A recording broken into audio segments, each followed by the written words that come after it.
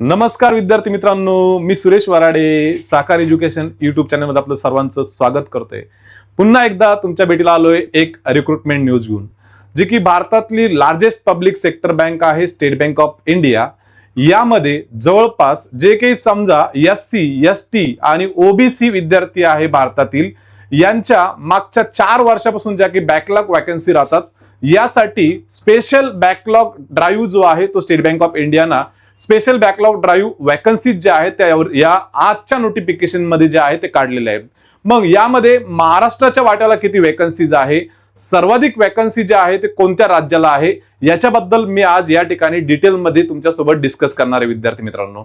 याच्या अगोदर मागच्या 5 वर्षाचा जर आपण समजा या ठिकाणी थोडा लेखाजोखा घेतला तर काही दिवसापासून जे 2022 चा जर विचार केला तर 2022 मध्ये जवळपास 478 वॅकन्सी ज्या आहेत त्या बॅकलॉग होत्या। नंतर 2023 चा जर विचार केला तर या ठिकाणी 456 वॅकन्सी ज्या आहेत बॅकलॉग होता। नंतर 2024 चा विचार केला 456, 23 चा 490 आणि 25 चा जर विचार केला तर 1409 वॅकन्सी ज्या आहेत त्या भरल्या गेलेल्या नाहीये। आता हा बॅकलॉग वर्ड जो आहे याच्याबद्दल पहिले मी क्लिअर करतो विद्यार्थी मित्रांनो, ओके, की जे काही समजा कॅन्डिडेट्स आहे त्या कॅटेगरीतले कॅन्डिडेट जे आहेत त्यांना जेवढे काही मार्क पाहिजे समजा तेवढे मार्क्स मिळाले नाहीये आणि स्टेट बँक ऑफ इंडियाला ते कॅन्डिडेट मिळाले नसल्यामुळे त्या वॅकन्सी ज्या आहेत त्या खाली राहिल्या त्या कॅटेगरीच्या। मग त्या कॅटेगरीच्या वॅकन्सी फिल करण्यासाठी स्टेट बँक ऑफ इंडियाने स्पेशल बॅकलॉग वॅकन्सी ड्राईव्ह जो आहे तो त्या ऍडव्हर्टाइजच्या माध्यमातून काढला। आता खूप सारे विद्यार्थी जे आहे समजा या ठिकाणी विचार करत असतील की बॅकलॉग वॅकन्सी आल्या मग रेग्युलर वॅकन्सीज येणार आहे की नाहीये। रेग्युलर वॅकन्सीज पण येणारे विद्यार्थी मित्रांनो, फक्त कसं आहे आता ह्या बॅकलॉग वॅकन्सीची ऍडव्हर्टाइज जी आहे ती आली, मग आता येत्या 8 ते 10 दिवसामध्ये पण येऊ शकते आणि थोडं डिले पण होऊ शकतं। या दोन्ही पॉसिबिलिटी या ठिकाणी आहे ऍडव्हर्टाइज येण्यामागे स्टेट बँक ऑफ इंडियाच्या रेग्युलर वॅकन्सीच्या बाबतीत। क्लिअर आहे? मग आता हे पहिल्यांदाच झालं मागच्या काही वर्षापासून, 4-5 वर्षापासून जर आपण समजा मागचं जर हिस्ट्री बघितली 4-5 वर्षाची, तर या ठिकाणी पहिल्यांदाच अशी गोष्ट झाली की दरवर्षी बॅकलॉग आणि रेग्युलर वॅकन्सी ज्या आहेत त्या सोबत यायच्या। पण यावर्षी काय झालं, यांनी स्टेट बँक ऑफ इंडिया वाल्यांनी पहिले बॅकलॉग वॅकन्सी ज्या आहेत त्या क्लिअर केल्या आणि आता रेग्युलर वॅकन्सी ज्या आहे ज्याची वाट बघतायत विद्यार्थी आतुरतेनं, त्या कधी येतात काय येतात हे आता आपण पुढच्या 15 दिवसामध्ये पण एक्सपेक्ट करू शकतो किंवा 8 दिवसामध्ये पण एक्सपेक्ट करू शकतो किंवा याला वेळ पण लागू शकतो। या तिन्ही गोष्टी आपल्याला पॉसिबल या ठिकाणी मानाव्या लागेल विद्यार्थी मित्रांनो। क्लिअर आहे? मग आता या ठिकाणी महाराष्ट्रामध्ये कोणत्या कॅटेगरीच्या वॅकन्सी आहे, STच्या आहे, OBCच्या आहे की SCच्या आहे? तर महाराष्ट्रातील ज्या काही वॅकन्सीज बॅकलॉग राहिलेल्या आहेत त्या फक्त ST कॅटेगरीच्या आहेत। मग जे काही समजा ST कॅटेगरीतले विद्यार्थी आहेत त्यांच्यासाठी एक चांगली ऑपॉर्च्युनिटी म्हणावं लागेल, एक चांगली संधी म्हणावं लागेल स्टेट बँक ऑफ इंडिया मध्ये जॉब मिळवण्याची।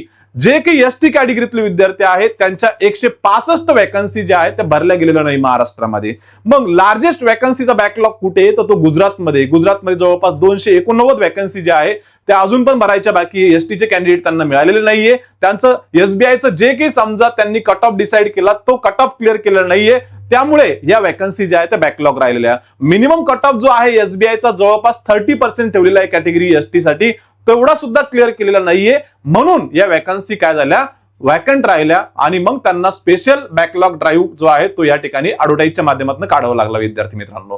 क्लिअर आहे? मग आज या लेक्चर मध्ये मी तुम्हाला काय सांगणार की या ठिकाणी एज्युकेशन क्वालिफिकेशन काय लागतं, एज क्रायटेरिया काय लागतो, एलिजिबिलिटी क्रायटेरिया काय आहे, नंतर या ठिकाणी वॅकन्सीज कशा आहे, या सगळ्या गोष्टी मी या ठिकाणी 1 बाय 1 क्लिअर करणार आहे।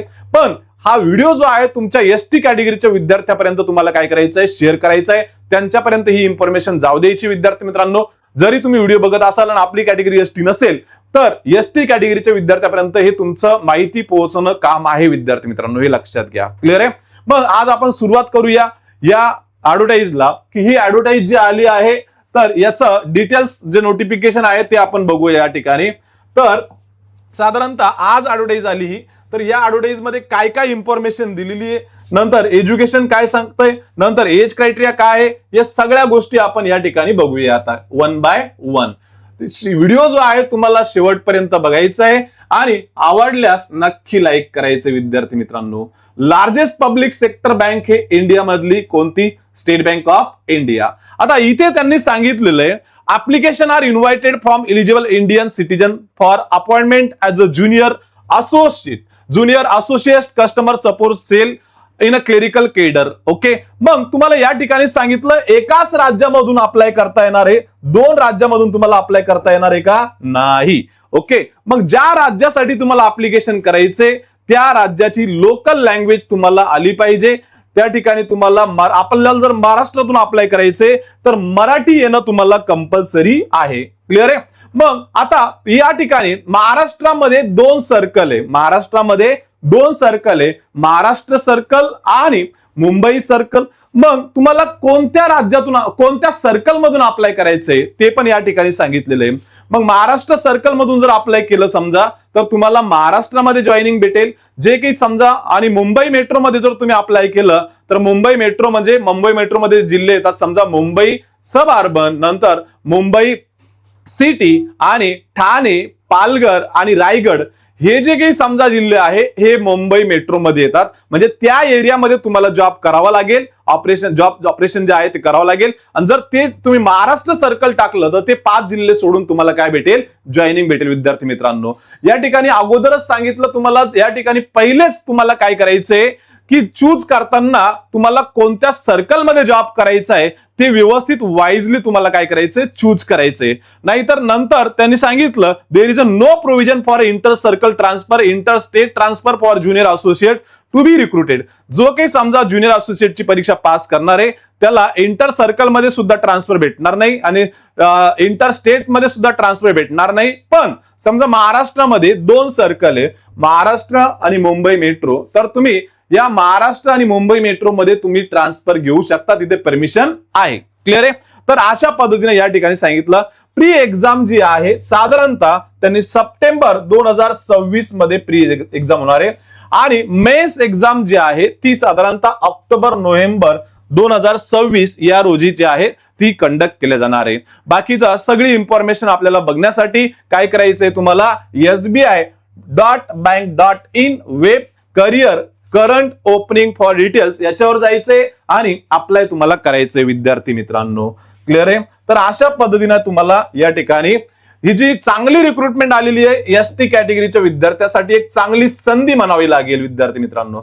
मग आता तुम्हाला ज्या स्टेटला अप्लाय करायचंय त्या स्टेटची कोणती लँग्वेज आहे आणि आपल्या कॅटेगरीच्या वॅकन्सी कशा आहे त्याच्याबद्दल आपण चर्चा करूया या ठिकाणी. आता महाराष्ट्राचा जर विचार केला तर महाराष्ट्रामध्ये 2 सर्कल येतात, महाराष्ट्र आणि मुंबई मेट्रो. क्लिअर आहे? मग राज्य कोणतं आहे? महाराष्ट्र. आणि लँग्वेज कोणती? मराठी. आता इथे कोणत्या कॅटेगरीच्या वॅकन्सी बॅकलॉग जे काही समजा महाराष्ट्र आहे तर या ठिकाणी फक्त एसटी कॅटेगरीच्या वॅकन्सी आहे. किती आहे? 165 वॅकन्सी ज्या आहेत त्या बॅकलॉग आहे विद्यार्थी मित्रांनो. क्लिअर आहे?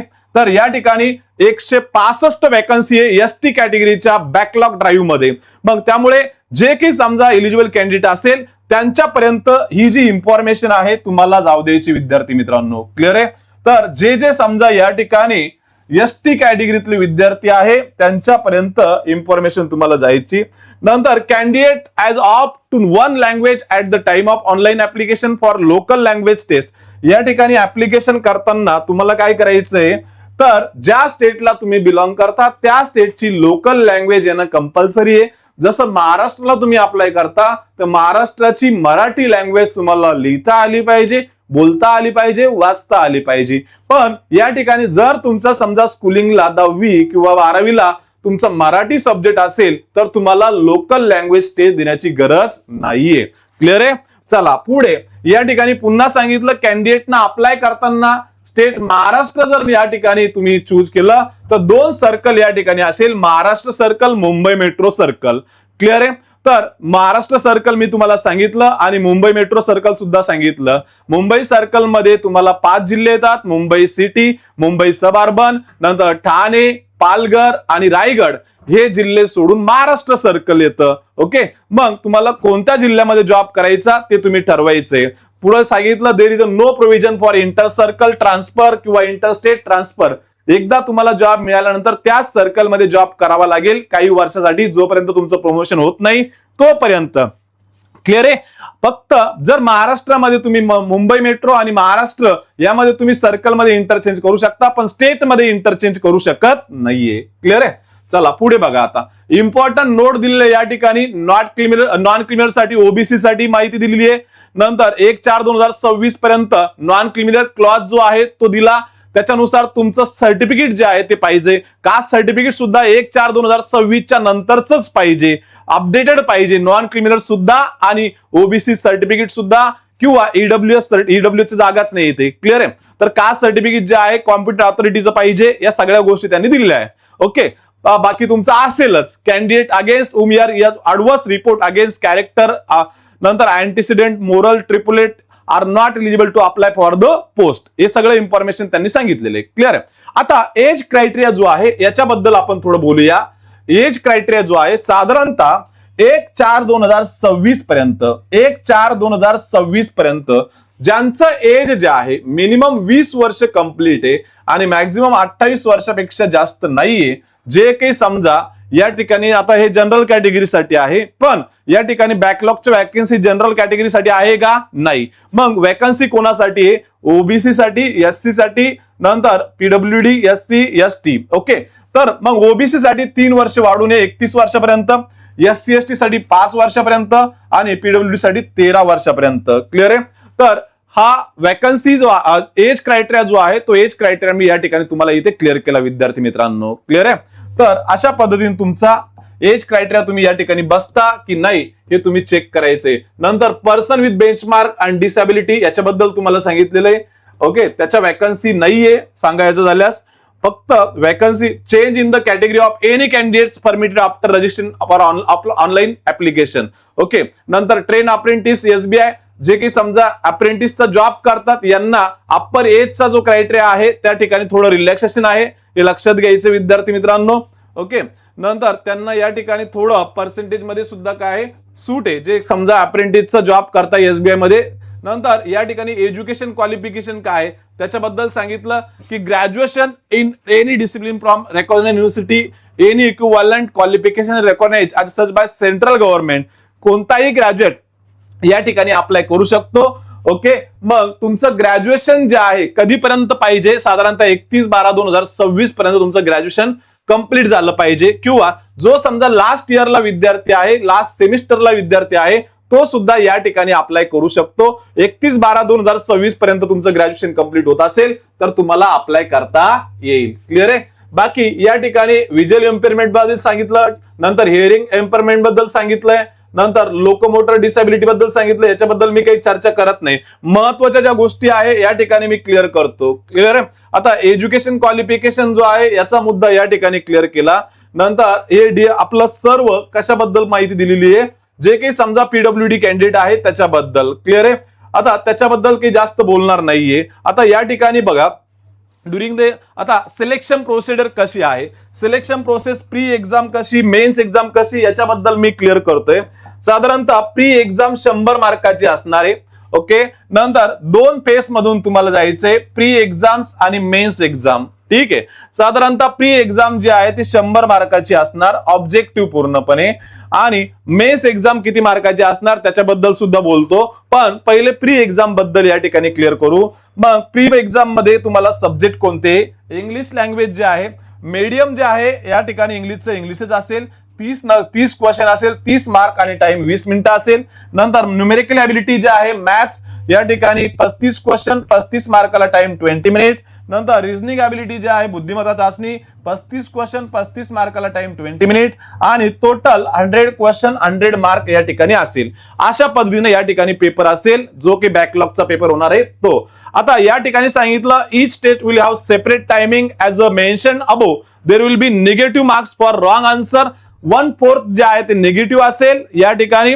नंतर या ठिकाणी ओव्हरऑल कट ऑफ जो आहे तो या ओव्हरऑल कट ऑफ असेल, सब्जेक्ट वाईज कट ऑफ नसेल. प्रत्येक सब्जेक्ट मध्ये पास होण्याची गरज नाहीये. जसं आयबीपीएस मध्ये प्रत्येक सब्जेक्ट मध्ये पास व्हावंच लागतं तसं एसबीआय मध्ये नाहीये. एसबीआय मध्ये तुम्ही ओव्हरऑल कट ऑफ क्लिअर केला आणि एखाद्या सब्जेक्ट मध्ये जरी तुम्हाला मार्क कमी आले तरी सुद्धा तुम्ही एक्झाम क्रॅक करू शकता, क्लिअर करू शकता. हा एक बेनिफिट या ठिकाणी स्टेट बँक ऑफ इंडियाच्या एक्झाम मध्ये आहे विद्यार्थी मित्रांनो. क्लिअर आहे. तर या no minimum qualifying marks are prescribe for individual test or for aggregate score section wise marks will not be needed. Okay, चला पुढे बघा. नंतर पुढे बघा विद्यार्थी मित्रांनो, आता मेन्सचा एक्झामचा पॅटर्न कसा आहे. मेन्सचा एक्झामचा पॅटर्न नंतर एलपीटी, ज्यांचं समजा मराठी नाहीये त्यांना एलपीटी कशी होणार आहे याच्याबद्दल सुद्धा आपण बोलूया. क्लिअर आहे. तर ज्यांचं मराठी नाहीये त्यांच्यासाठी पण आपण इथे बोलूया आणि मेन्सचा एक्झामचा पॅटर्न कसा आहे त्याच्यावर आपण चर्चा करूया. क्लिअर आहे. आता या ठिकाणी मेन्स आपण प्रीच सांगितलं, मेन्स कशी असणार आहे तर मेन्स या ठिकाणी साधारणतः 200 मार्काची, किती 200, आणि क्वेश्चन असणारे 190. क्लिअर आहे. तर जनरल आणि फायनान्शियल अवेअरनेस साधारणतः 50 क्वेश्चन 50 मार्कासाठी, टाइम दिलेला 35 मिनिट.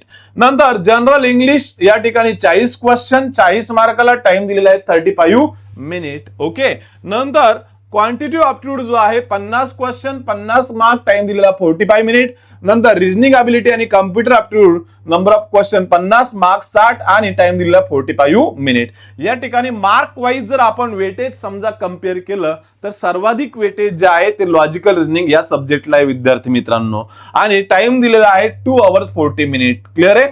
नंतर प्रत्येक टेस्ट मध्ये आपल्याला टाइम दिलेला आहे प्रत्येक सब्जेक्टसाठी, आणि 1/4 या ठिकाणी सुद्धा काय निगेटिव्ह मार्किंग आहे. नंतर मिनिमम पर्सेंटेजचा क्रायटेरिया जो आहे मेन्स मध्ये सुद्धा नाहीये. No minimum qualifying mark for individual subject, प्रत्येक सब्जेक्टला आपल्याला आपला मिनिमम मार्कचा क्रायटेरिया नाहीये. ओव्हरऑल कट ऑफ जर तुम्ही या ठिकाणी क्लिअर केला तर तुम्ही या ठिकाणी सिलेक्ट होऊ शकता. मेन्सला पण तो बेनिफिट आपल्याला भेटणार आहे आणि प्रीला पण बेनिफिट भेटणार आहे. तसं IBPS ला आहे का? नाही, हे लक्षात घ्या. क्लिअर आहे. चला, आता ज्या विद्यार्थ्यांचं समजा मराठी नाहीये 10वीला किंवा 12वीला सुद्धा मराठी नाहीये त्या विद्यार्थ्यांसाठी लोकल लँग्वेज प्रोफिशियन्सी टेस्ट द्यावी लागते. आणि ज्या विद्यार्थ्यांचं 10वीला किंवा 12वीला मराठी आहे किंवा 10वीला 12वीला आपण या ठिकाणी प्रूफ जो आहे त्यांना इथे काय म्हणतात त्याला शो करू शकतो, तर आपल्याला लोकल लँग्वेज टेस्ट देण्याची गरज पडत नाही. पण काही विद्यार्थ्यांचं शिक्षण CBSE पॅटर्न मध्ये झालं किंवा ICSE पॅटर्न मध्ये झालं आणि त्यांना ही परीक्षा द्यायची आहे, मग त्यांचा मराठी सब्जेक्ट नाहीये तर त्यांना या ठिकाणी लोकल लँग्वेज टेस्टला काय करावं लागेल, सामोरं जावं लागेल. क्लिअर आहे. तर लोकल लँग्वेज टेस्ट काही अवघड नसते. तुमच्या समोर या ठिकाणी दिलेली लोकल लँग्वेज कशी असेल, लोकल लँग्वेज टेस्ट. तर लोकल लँग्वेज टेस्ट जी आहे साधारणतः ज्यांचं 10वी किंवा 12वीला मराठी नाहीये त्यांच्यासाठी, किंवा जे समजा इतर राज्यातून आपल्या राज्यामध्ये अप्लाय करतात त्यांच्यासाठी, किंवा आपल्या राज्यातील दुसऱ्या राज्यामध्ये अप्लाय करतात त्यांच्यासाठी लोकल लँग्वेज टेस्ट जे आहे ते असते विद्यार्थी मित्रांनो.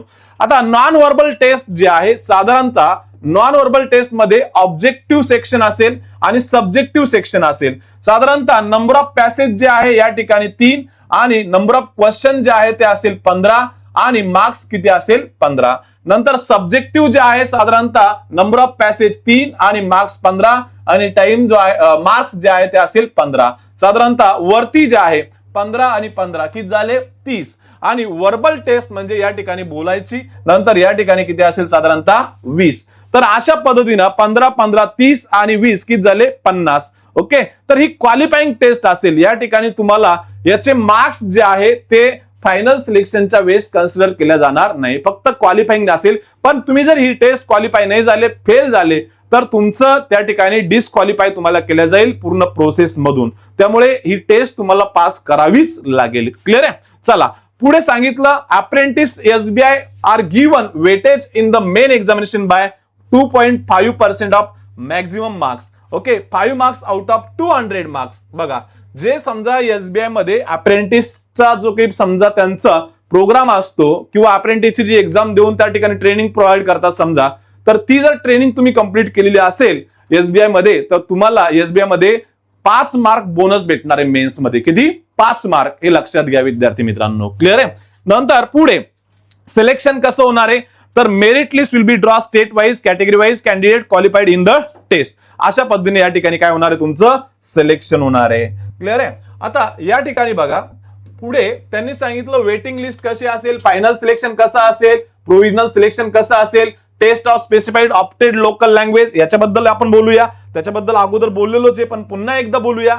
Taste of specific opted local language जे आहे, जे समजा मेन्स मध्ये जे 10वी किंवा 12वी मध्ये स्टँडर्ड या ठिकाणी ज्यांच्याकडे 10वी 12वीला मराठी सब्जेक्ट नाही किंवा लोकल लँग्वेजचा सब्जेक्ट नाहीये त्यांनाच या ठिकाणी लोकल लँग्वेज टेस्टला काय करायचे, सामोरं जायचे. क्लिअर आहे. नंतर ही क्वालिफाईंग असेल सिलेक्शन साठी. जर तुम्ही ती डिस्क्वालिफाय झाला तर तुम्हाला प्रोसेस मधून डिस्क्वालिफाय केल्या जाईल.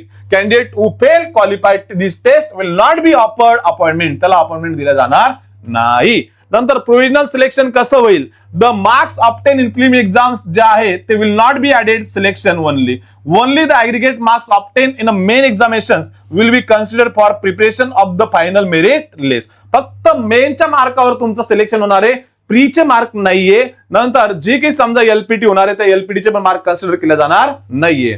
क्लिअर आहे. नंतर फायनल सिलेक्शन कसं होणार आहे, तर verification of eligibility for post and information furnished in the online application. नंतर qualifying in test of specific opted local language, या सर्व इन्फॉर्मेशन त्या ठिकाणी दिलेली आहे. नंतर वेट लिस्ट कशी असणार आहे, साधारणतः वॅकन्सीच्या 50% जागा ज्या आहे कॅटेगरी वाईज तुम्हाला या ठिकाणी काय करणार आहे, वेटिंग लिस्ट मध्ये ठेवणार आहे विद्यार्थी मित्रांनो. क्लिअर आहे. नंतर क्वार्टरली वेटिंग लिस्ट काढण्यात येणार आहे. एका वर्षासाठी जो आहे समजा तो रिझल्ट जो आहे तो ग्राह्य धरला जाणार आहे तुमचा. क्लिअर आहे. तर अशा पद्धतीने वेटिंग लिस्ट बद्दल सुद्धा या ठिकाणी इन्फॉर्मेशन दिलेली आहे. क्लिअर. चला पुढे बघा. आता प्री एक्झाम जे आहे, साधारणतः प्री एक्झाम बद्दल काय सांगितलं बघू. प्री एक्झाम जे आहे टेंटेटिव्हली शेड्यूल दिलं, साधारणतः सप्टेंबर मध्ये प्री एक्झाम होणार आहे. आणि त्यानंतर candidate should choose the name of the centre where he she desire to take the examination. कॅन्डिडेटला अधिकार दिलेला आहे की तुम्हाला कोणत्या सेंटरला एक्झाम द्यायची. ओके, तुम्ही चूज करायचंय. No request for change of exam centre date session shall be entertain. नंतर एकदा चूज केल्यानंतर तुम्हाला डबल ही संधी दिली जाणार नाही. कॉल लेटर प्री एक्झामचे कधी येणार आहे त्याच्याबद्दल या ठिकाणी इन्फॉर्मेशन दिलेली आहे, त्याच्याबद्दल काही जास्त मी बोलत नाहीये. पण आता या ठिकाणी list of medium examination according to state applied for. समजा तुम्ही जर महाराष्ट्रामधून अप्लाय केलंय तर महाराष्ट्रामधून अप्लाय केल्यानंतर एक्झामचा पेपर जो आहे तो कोणत्या लँग्वेज मध्ये देता येईल त्याच्याबद्दल आपण बोलूया. आता महाराष्ट्रामध्ये जर तुम्ही अप्लाय करता तर महाराष्ट्रामध्ये तुम्हाला 3 लँग्वेज मध्ये पेपर देता येईल. यामध्ये इंग्लिश, हिंदी आणि मराठी या 3 लँग्वेज मधून तुम्हाला काय करता येईल, पेपर देता येईल विद्यार्थी मित्रांनो. ओके, लक्षात घ्या. नंतर पुढे बघा, ज्या ज्या राज्यासाठी आपण अप्लाय करतोय, आता सॅलरी कशी असेल, सॅलरी जी आहे या ठिकाणी दिलेली आहे. सॅलरी साधारणतः जर विचार केला तर पे स्केल जो आहे सदा 24,050. ओके, पण मंथली सॅलरी किती येते आपल्या हातात जेव्हा आपण स्टार्ट करतो जॉब तेव्हा, तर मुंबई या ठिकाणी जवळपास 46,000 रुपये पर मंथ तुम्हाला inclusive of all DA other allowances at the current rate of the 2 additional increment for newly recruitment graduate junior associate. Okay, तर साधारणतः किती भेटेल तुम्हाला, तर 46,000 रुपये पर मंथ सॅलरी तुम्हाला भेटेल. तर अशा पद्धतीची सॅलरी असेल कोणासाठी, क्लेरिकल साठी, जो ज्युनियर असोसिएट आहे त्याच्यासाठी. क्लिअर आहे. आता प्रोबेशनरी पिरियड जो आहे तो किती महिन्याचा असेल, साधारणतः 6 महिन्याचा प्रोबेशनरी पिरियड असेल. 6 महिने जॉबला लागल्यानंतर तुम्हाला या ठिकाणी व्यवस्थित प्रोबेशनरी पिरियड कंप्लीट करावं लागेल आणि नंतर तुम्ही बँकेचे परमनंट एम्प्लॉई होता हे लक्षात घ्यायचं. 6 महिने तुम्ही कंप्लीट केल्यानंतर.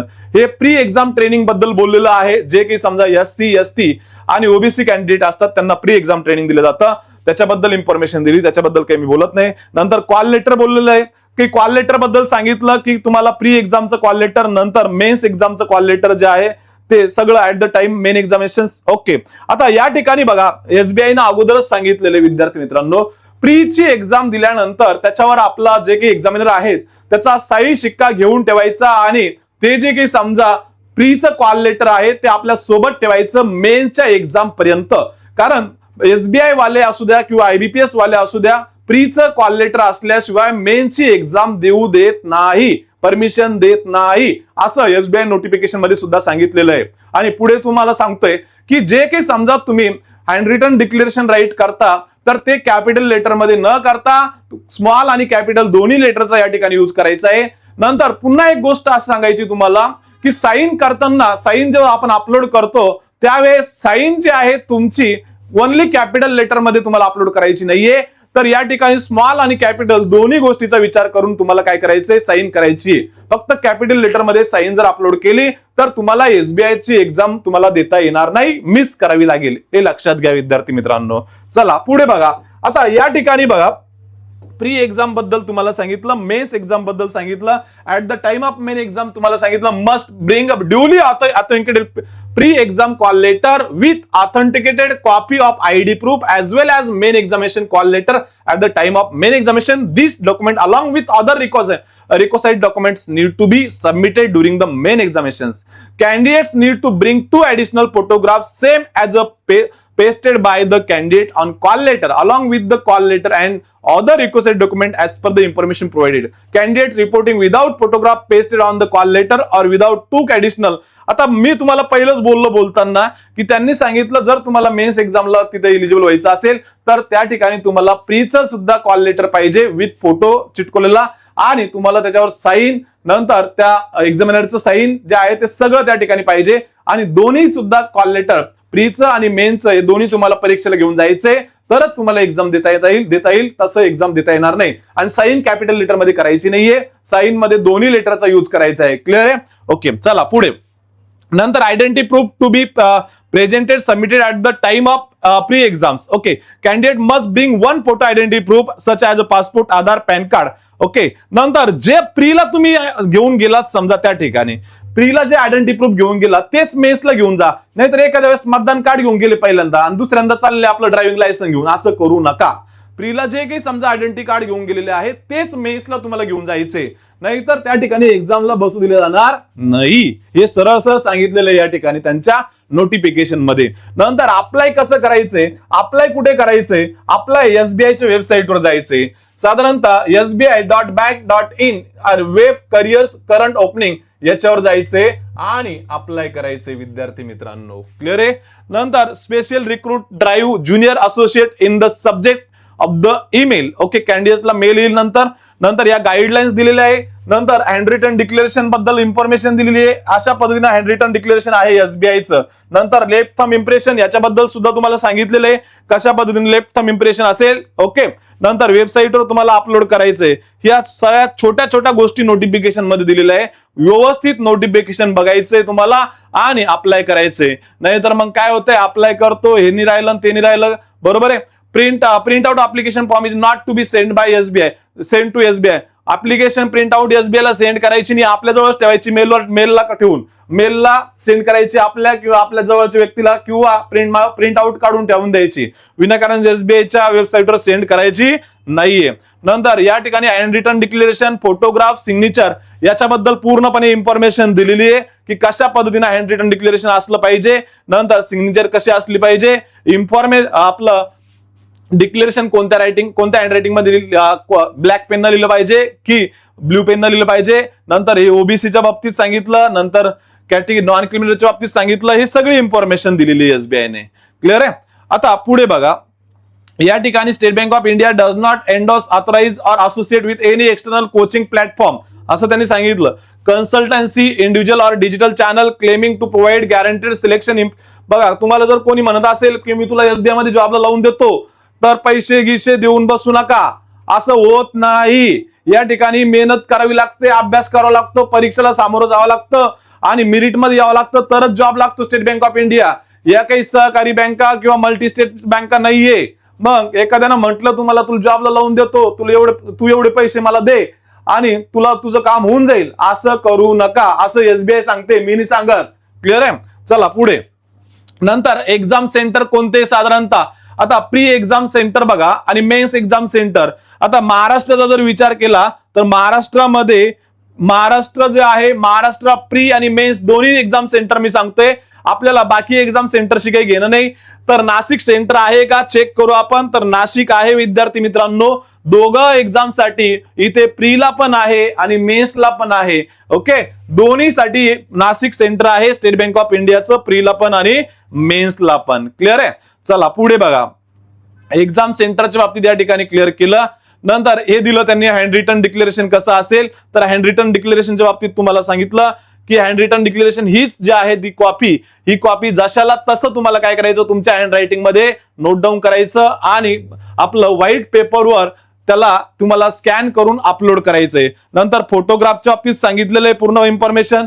नंतर या ठिकाणी सिग्नेचरच्या बाबतीत सांगितलं. नंतर डॉक्युमेंटच्या बाबतीत सांगितलं हे कशा पद्धतीने असेल, काय असेल. याच्यासाठी तुम्ही काय करा, व्यवस्थित पीडीएफ जे आहे ते ऑफिशियल पीडीएफ वाचून घ्या, किंवा तुम्हाला काही अडचण आल्यास आपल्याला कमेंट करा किंवा फोन करा. आम्ही तुम्हाला पूर्ण मार्गदर्शन करू कशा पद्धतीने अप्लाय करायचंय काय नाही. ओके, आपल्या संस्थेवर सुद्धा तुम्ही फॉर्म भरण्यासाठी येऊ शकता. साकार एज्युकेशन नाशिक, गंगापूर रोड या ठिकाणी.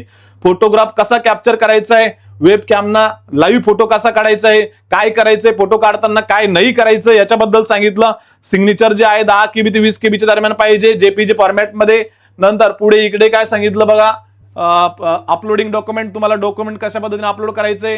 नंतर स्कॅनिंग डॉक्युमेंट कशा पद्धतीने करायचे. Handwritten declaration capital letter मध्ये चालणार नाही.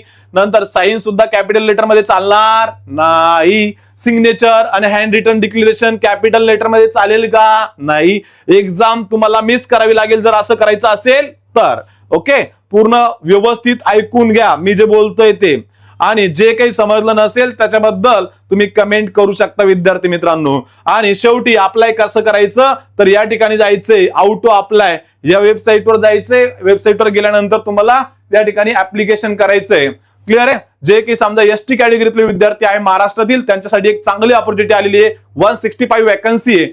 ओके, आणि या ठिकाणी तुम्हाला अप्लाय करण्यासाठी ही वेबसाईट दिली. या वेबसाईटवर तुम्हाला जायचं विद्यार्थी मित्रांनो. इन्फॉर्मेशन कशी वाटली त्यासाठी तुम्हाला एकदा लाईक ठोकायचंय आणि माझ्यापर्यंत तुम्हाला कमेंट फेकायची विद्यार्थी मित्रांनो. ओके, पुन्हा भेटूया पुढच्या व्हिडिओमध्ये. तोपर्यंत बाय, धन्यवाद.